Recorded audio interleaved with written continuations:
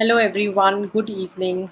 I am Dr. Himani. I am a developmental behavioral pediatrician, a co-founder and a director at Continua Kids. So today we are having this live Facebook session on how can we diagnose a child on autism spectrum disorders. So April, we all know, is a month in which which is celebrated as Autism Awareness Month all over the world. And why do we need to celebrate Autism Awareness Month is because the prevalence in last few decades has been seen on a rise. And also it is very well known that early identification of autism red flags as well as early identification of autism spectrum can actually help children reach out for an early intervention and have good long-term neurodevelopmental outcomes later. So it's very important for parents as well as for everyone that we at least identify what are the red flags and then what are the tests used. A lot of time parents have questions: how do we get a diagnosis? Is there a blood test which can be done to diagnose autism spectrum, or is there any kind of a CT scan or an MRI which can be done? So, but the important part is that autism spectrum diagnosis doesn't happen by doing any of the tests. So it happens based on two things. One, we need a very detailed developmental history of a child.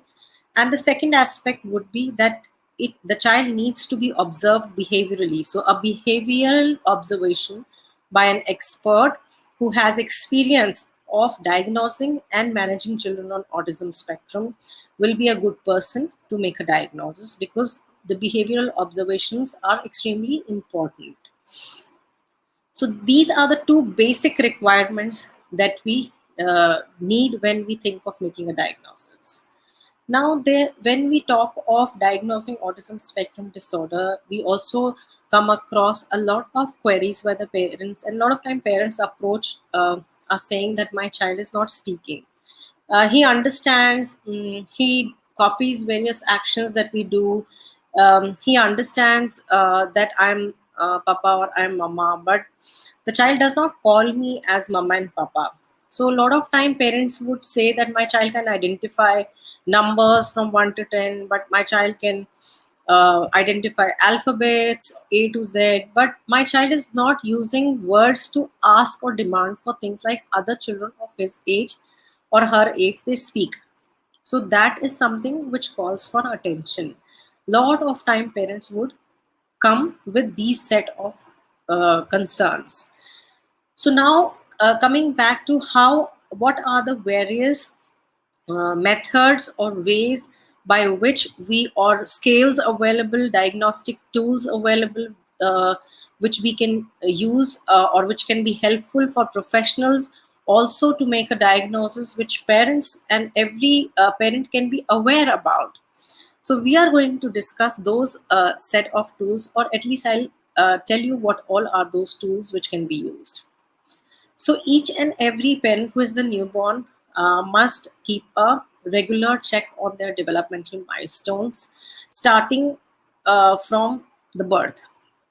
So the moment a baby is born, you need to have a milestone tracker for your baby, and every month you need to look at the milestones, maybe twice, every 2 months or every 3 months.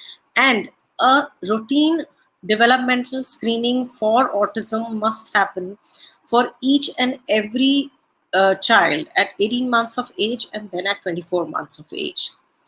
In case at any point in the development of a child, when you are tracking their milestones, if you feel that my child is having a delay in the social milestones as well as communication milestones, you need to ask your pediatrician what has to be done. Then the professional will look into it, or if not, then they would send you to a maybe a developmental pediatrician or a rehabilitation psychologist or a clinical psychologist or a pediatric neurologist, child psychiatrist. All these professionals are the people who mostly see these kinds of neurodevelopmental disorders. But then first person of contact must be your pediatrician who can guide you. and also look at the child.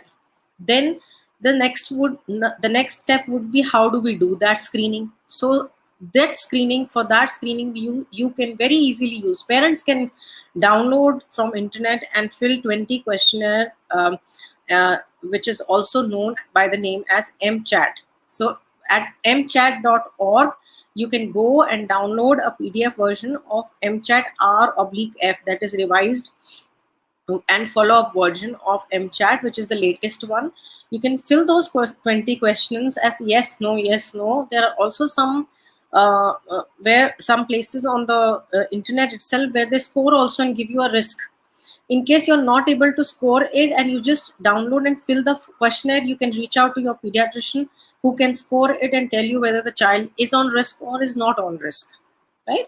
So those questionnaire, doing that kind of a screening at 18 months also gives us a clue or an alarm, raises an alarm that what all is expected from a child at 18 months itself. And if the child has not achieved those milestones at 18 months, we can think of intervention, or we can think of planning some kind of a support for the child, developmental support for the child, and then relook into those symptoms which were there. Then coming to a formal diagnosis, like once we see the child is on high risk and the child is being referred further to a developmental pediatrician, how do we make a diagnosis? Lot of time it's a question in the mind for parents, how is this particular doctor going to diagnose my child? And a lot of times parents also have this, oh, my child can do so many things, still how can be he on or she be on autism spectrum? So there are certain set of diagnostic criterias. A lot of times we follow DSM-5, which is a diagnostic statistical manual, which is fifth one, which has DSM-5 criteria for diagnosis of autism. So all over the world, either DSM-5 is followed or ICD-11. Earlier we used to use 10, but now we have 11 also.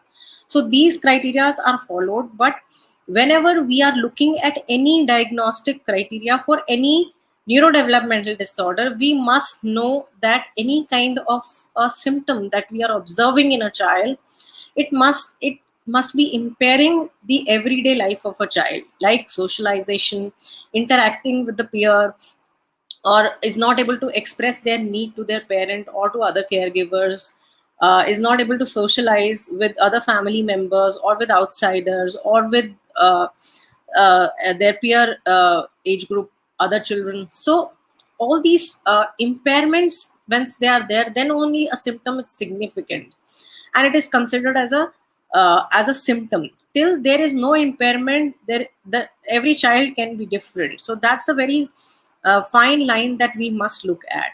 And is the child delayed, or the child is just a little below average? In that case, what do we do? If the child is delayed, what do we do? So there are levels for call for an action, but at any stage, if a child is supposed to achieve a certain milestone which the child has not achieved, we need to start some kind of a developmental stimulation or intervention for the child. That is an important one. So what are these DSM-5 criteria? So I'll discuss in a little grossly, because getting too much into a detail may make it very complicated for everyone. So DSM-5 criteria has A set of criteria and B set of criteria, and then C and D and E. Various, there are such up to E there are criteria. So A criteria say that when the child has a significant delay in the way the child socially interacts, a delay in the social interaction, like the child has difficulty in greeting, is not greeting anyone, is not making an eye contact, not really interacting with the peer. If somebody is coming home, the child is not bothered. The parent is going to work and coming back from work, the child is not really worried. There is a lack of social smile sometimes. They may not share their enjoyment, their toys, their achievement with their parents or anybody else. There may be failure to respond to praise. Once you say, oh wow, wonderful, clap kiya aapne, and the child is like really looking at the parent as if they haven't really understood what has happened. So they do not really enjoy that social interaction. and they may sometimes not be reluctant to initiate a social interaction also with other children or other adults also. Then the other apart from the social delay in social interaction or delay in social reciprocity, there will be a delay in the way or difficulty or impairment in the way a child communicates. So the when we are asking parents about the communication skills, lot of times we ask, is the child gesturally able to communicate their needs? So the parents would say yes, ये इशारा कर देता है और ये हमारा हाथ खींच के ले जाता है जो भी इन्हें चाहिए होता है उसके लिए. They just pull our hands or maybe pull us to the place where, let's suppose they need a cookie or cookie boxes lying in the kitchen on a higher slab. They'll just pull me to the kitchen, and then they would either take your hand and make a इशारा, मतलब ऐसे इशारा करेंगे जिसको हम hand lending कहते हैं. So that's not appropriate gestural communication for a 1.5-year-old or a 16-month-old. A 16-month-old will use their index finger to point at something that they need. They will use their index finger and point, oh, this is what I need. They'll tap at you, maybe take you there, and then point using their index finger to express their need or demand.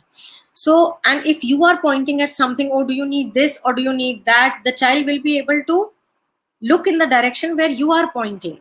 So that kind of an interaction is missing. So index finger pointing is very, very important.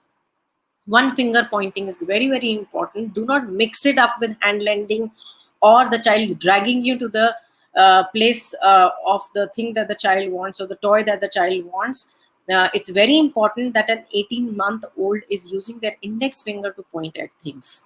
So non-verbal gestural communication also includes other gestures. Like I said, so even if I'm not saying yes and no, by my nod, you can make out whether the child is understanding or not. If you frown, make a frowning face and say, the child generally understands there's something, I need to stop there.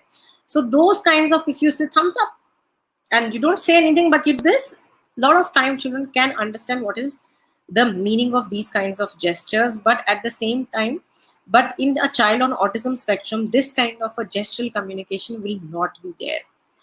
Then coming to the verbal communication. So a child maybe who's grown up to 2.5, 3 years is using some words, but randomly.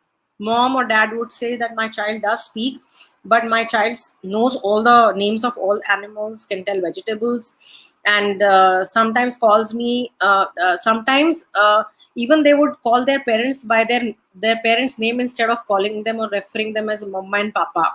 So those kinds of, but the child, if he needs water or if he wants to go to washroom or he wants to eat something, the child is not able to express their need. They will not say ki mama aao khele, mama ghumi chale. So these kinds of small 2 to 3 word phrases a child may not be using to express their need. So that's a communication delay. If you find those kinds of symptoms, then that's again alarming. A lot of times you would also find that the child would simply repeat what you are saying. If you said ye kya hai, instead of answering your question, they would say ye kya hai, and many a times they would keep humming to themselves or keep repeating the dialogues that they've heard during the day in a cartoon serial, or maybe somebody saying something that they have heard, and they will go on repeating those dialogues. So this is the kind of a communication delay where the child is not really able to express their need through gestures or through words. So when we see this, then again it's a red flag and an alarming situation. We need to go for a detailed evaluation. Then there are certain other set of symptoms which are very commonly observed. There can be some sensory sensitivities, oversensitive or under responsive. So these sensory issues can have, the child may either have very sensitive to certain sounds, like if the pressure cooker whistles, the child becomes too fearful, and if there is a mixer grinder being used at home, the child will start crying and will cling. So there will be the child may be very sensitive to sounds. Or many a times you will find child doing some repetitive activities, like spinning round and round in circles, running from one corner to the other, flapping their hands, or maybe even sometimes you'll find them rocking in their chair to and fro when they are playing or engrossed in an activity.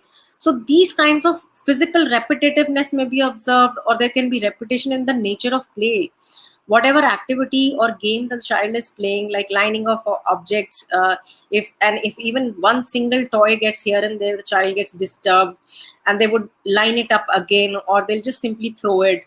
Sometimes we'll find that the child is not having appropriate play. They don't know how to play with toys. They would like to engage with objects other than toys, like bells, like threads, and maybe utensils at times, or shoes at times, curtains, and long stringy objects. So these kinds of things, if there are there, along with social communication delay, must raise alarms, and we must seek support there.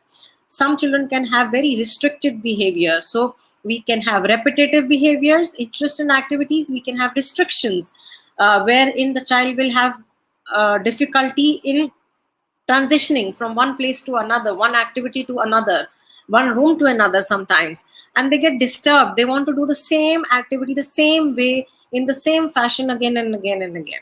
So there's restriction also, and there's repetition also. So, and if a book is kept in a certain manner, or if the let's suppose the cushion is lying in a certain way in the drawing room, the child would come and set it up in the same way if it gets moved. Or they may just want to keep their shoes in the place where they keep it every day, and they don't like. Some parents more commonly report that the child will not allow papa to use mama's mobile and mama to use papa's mobile, because they have that restriction: this is papa's and he can only use it, and this is yours and you can only use it. So these kinds of restrictions can be observed, and if they are present along with social communication delays, or if there are sensory concerns which are present along with social communication delays. So these are the set of symptoms which, if present together, can help us make a diagnosis. Again, we have to remember one thing very importantly, that each and every child will not have all the set of symptoms. In this video today, I can't actually tell all set of symptoms, because there is a big list, but some set of symptoms may be there, some in some children, and some other may be there in some other children. But if there is a social communication delay with restrictions and repetitions of activities, interests, and behaviors, and if there are along with that some sensory concerns, then these set of symptoms, if they are there in different domains put together, we make a diagnosis. Then we can use some standardized questionnaires also to make a diagnosis. We All India Institute of Medical Sciences had designed a tool called Inclin tool, which can be used. Now they have an app version of it as well, which can be used by professionals to make a diagnosis. It scores the DSM criteria along with some symptoms stated. Then the other tool, and it has good sensitivity to make a diagnosis. For those who do not remember so many criteria, cannot make those many, or they can use a tick sheet also with them. Professionals, if they are new and they need to make a diagnosis, so they can just use the tick sheet or use a standardized tool to make a diagnosis. Then there are some Indian scales, like Indian Scale for Assessment of Autism, which can score mild, moderate, and severity of the symptoms of autism, which again is also helpful in making a diagnosis. Then there is CARS, Childhood Autism Rating Scale, which is available in standard and high functioning versions, and that again can be used to give a severity of the autism symptoms, as well as it helps in making the diagnosis. There are more to it. Every country has their own validated assessment tools and methods, which can very well be used, because they are standardized questionnaires which can be used to make a diagnosis. And once the diagnosis is made, now what is the next step? Once you have a diagnosis, the parents are aware. Even if you are emotionally not really prepared to accept the fact that my child is on autism, but you have reached out to a professional because you found some delays. maybe delay in social skills, some delay in communication skills, or some other gaps that raised an alarm for you. So I would here say for all the parents, because it is difficult at times to accept instantly that my child is on spectrum. It's okay. You can go through more evaluations. You can tell the doctor, make couple of more behavioral observations for us. Give us a detailed evaluation report. All those can be done, but the moment we identify any kind of a developmental delay in children in any developmental domain, we need to start addressing that. We need to start intervention there. We need to start teaching our child those set of skills which are missing. So that's something, that call can be taken much earlier while we make more observations. At times, even if you go to a developmental pediatrician or a professional, they the child may sleep off, or the pediatrician may not be able to make those many behavioral observations, may not be able to identify all the DSM criterias. It may be just difficult for the professional also to make a diagnosis in one go in 30 minutes or 40 minutes that they are doing the evaluation. So in that case also, I would what I generally do is I would call the parent again for one more observation, because it's very important that we do proper observations, note down all the necessary observations, the features that we have observed. At least those features can be noted down, because when you follow them up, you know what all changes and improvements we have the child has got, and how the child is getting better every day, and now what are the new challenges and concerns. So it's very important to do a detailed developmental evaluation, note down everything, and have a baseline development assessment report ready for the child, which is then useful when you intervene and you mark the progress. So that's an objective way which can be done for each and every child. So you do evaluation, find out a developmental quotient for the child, do a autism screening and assessment, and note down everything that you have observed in the child, so that after 2 months or 3 months of intervention, when you look at the child again, you have a lot more information to reflect upon and then plan the further course of action. So intervention again is extremely important. The earlier you start, the better is going to be the long-term outcome, because we save on time. We have neuroplasticity with us. So neuroplasticity is the brain is still, the neuronal connections are forming. The brain is still growing, developing. And at that stage, when we try and teach them a skill, uh, it stays for long with them. And we are so there is electrical connection which is forming. Till 1 year, there's a lot of new electrical connections forming.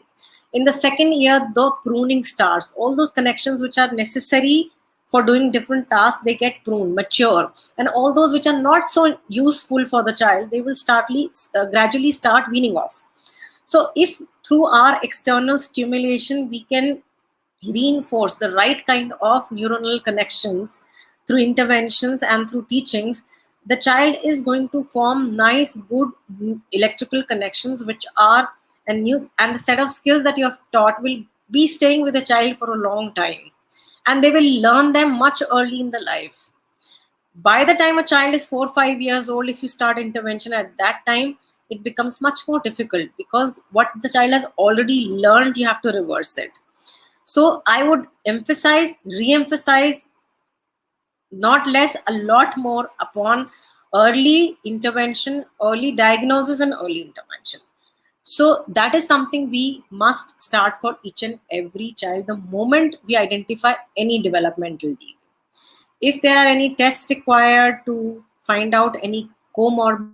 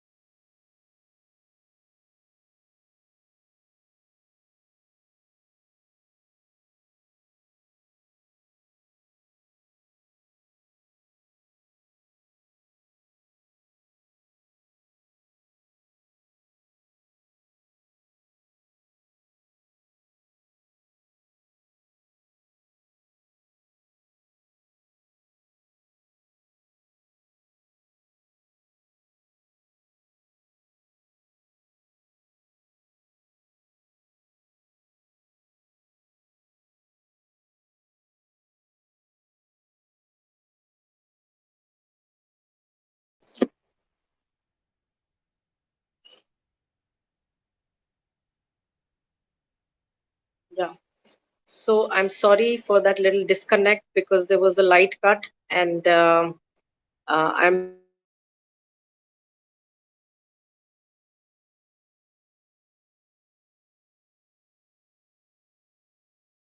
back with you now. Yeah, so we were looking into that once we have a diagnosis, we need to start intervention for the child.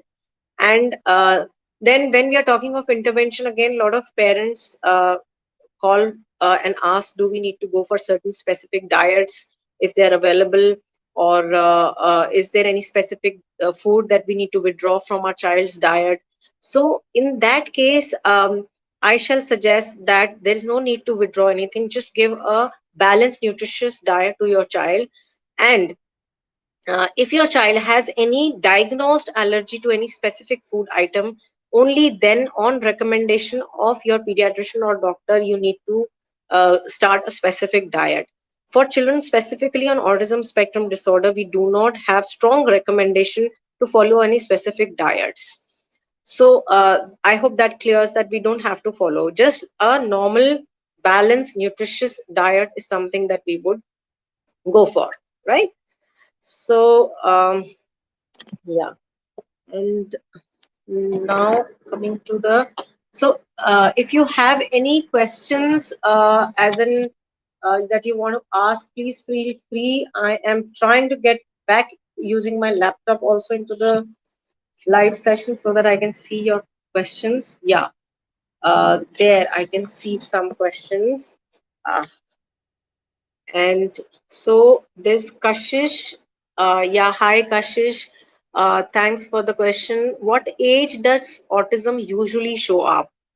Yeah, so it's a very good question. It's a very important question. Uh, Typically, the autism spectrum can be diagnosed. Definite diagnosis can be given at 2 years of age by any trained professional, but if you find, but the red flags start emerging much early. At times, we professionals can also identify the red flags at 12 months, at 16 months, 18 months of age as well.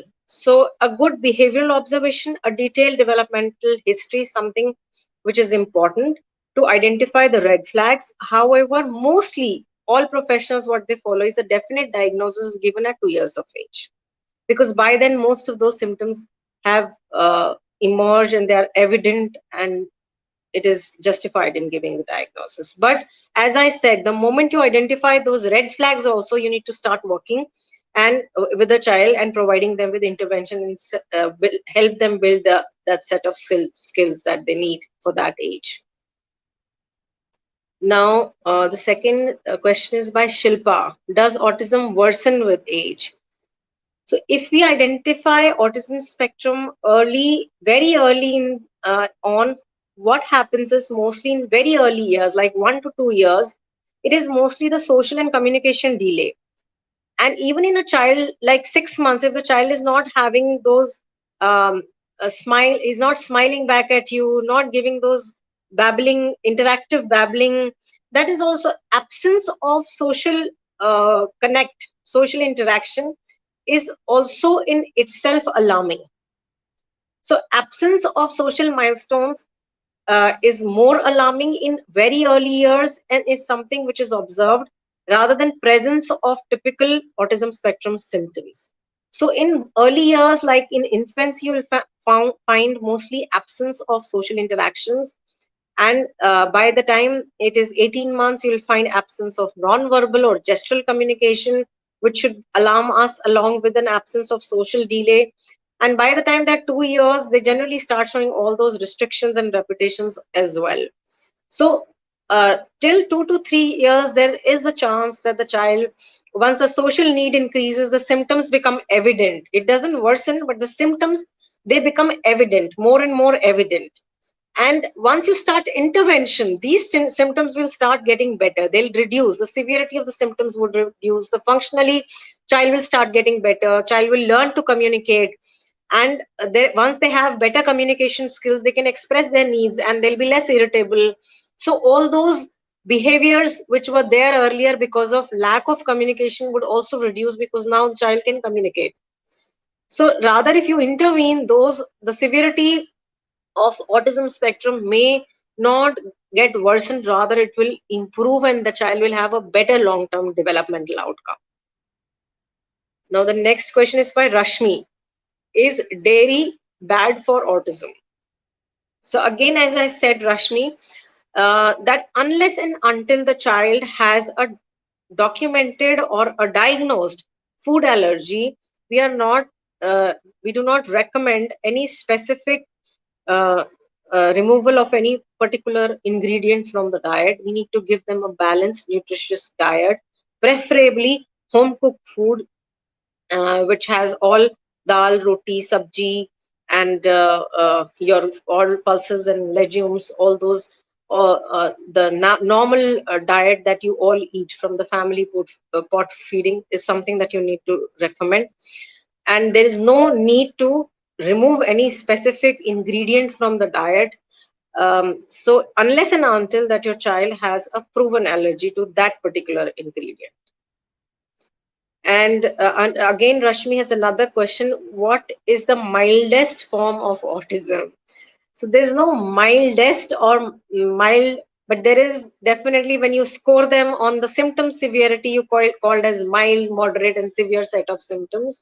And also, how much is the level of severity? How much is the what is the quality of support that the child needs? Whether the child needs level 1, level 2, level 3 support is generally decided based on the symptom severity.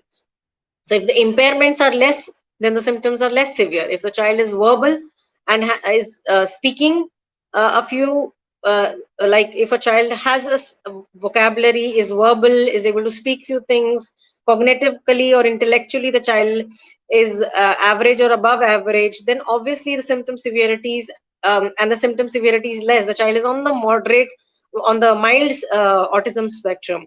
But if a child is totally non-verbal, no single word, there is a social communication delay with a lot of behaviors, extreme repetitive behaviors, restrictions are there, and there is a significant impairment, and the intellectual or the cognitive development is also affected along with it, that is also below average or delayed, then it becomes more severe kind of autism.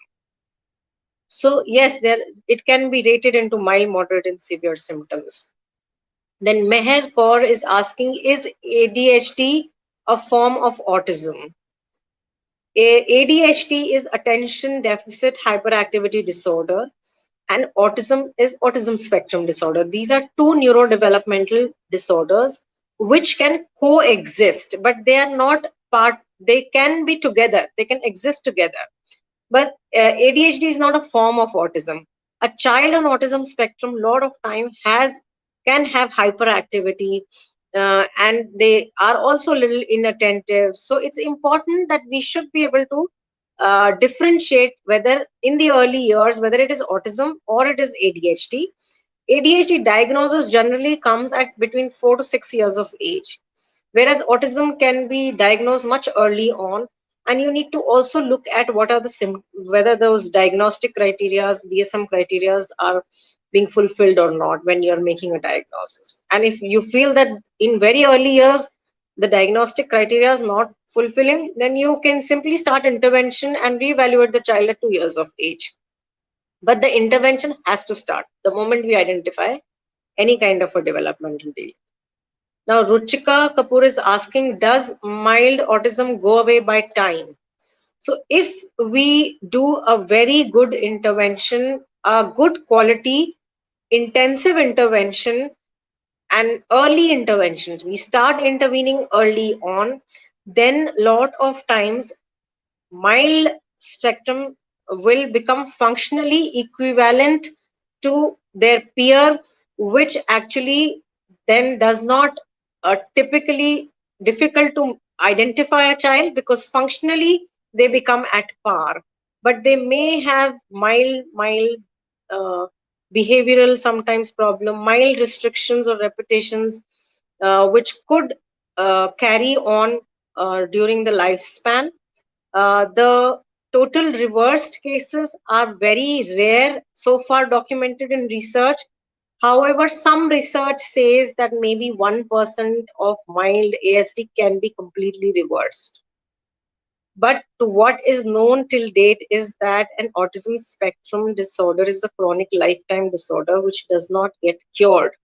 It can be treated. So a child on mild autism definitely stands a very good chance to, with good early intensive intervention, to become functionally age equivalent by the time they grow up a little to somewhere like 6, 7, 8 years of age, and they can go on with their regular schooling, their professional careers, and everything. If the child is functionally equivalent to another child, then I don't think that leaves us with too much of a reason to differentiate at any ground. So that's the main motive. If we identify early, we intervene early, we see children catching up on their gaps in development, and a lot of time they are functionally equivalent to their other peer. So the take home today should be that as soon as you track your child's development, the moment you identify that the child is not achieving a particular milestone, reach out to your pediatrician, get an autism screening done for your child at 18 and 24 months.